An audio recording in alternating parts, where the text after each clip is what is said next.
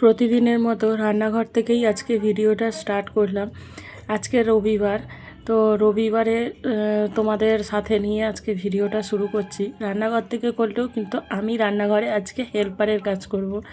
রাঁধুনি তো হয়েছে অন্যজন, তো তোমরা দেখতেই পাচ্ছ। তো আমার পতিদেব রান্না করছে আর আমি তার হেল্পারই করছি। ওইদিকে চিকেন কষানো হচ্ছে, আমি এই যে হাতে হাতে সমস্ত কিছু এগিয়ে দিচ্ছি।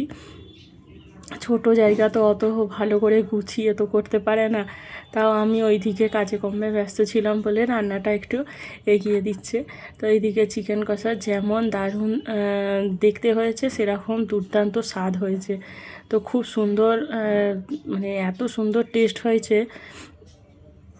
আর আমি ওপর থেকে একটু বেরেস্তাও ছড়িয়ে দিলাম। আর এইখানে হচ্ছে মটন বিরিয়ানি। মটন বিরিয়ানির জন্য মটনটা তো দেখতেই পেলে আগে সব সিদ্ধ করে নিয়েছে, এরপর মশলার সঙ্গে একটু ভালো করে কষিয়ে দিচ্ছে।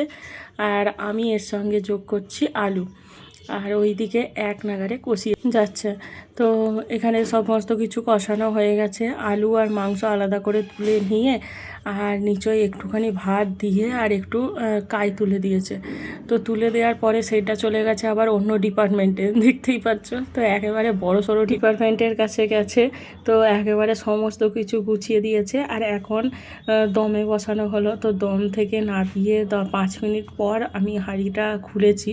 তো আর এই দেখো, তোমাদেরকে একটু কেটে কেটে দেখাচ্ছি যে কীরকম একেবারে সুন্দর দেখতে হয়েছে, পুরো দোকানের মতো। দোকানের থেকেও ভালো টেস্ট হয়েছে, আর দেখতে যেমন হয়েছে খেতেও সেই রকম সুন্দর, অপূর্ব খেতে হয়েছে। আর সুন্দর কিন্তু ঝরঝরে আছে, একটুও কিন্তু ভাতগুলো ভেঙেও যায়নি। তো চলো, আজকের মিনি ব্লগটা এই অবধি। দেখা হবে অন্য আবার পরের মিনি ব্লগ।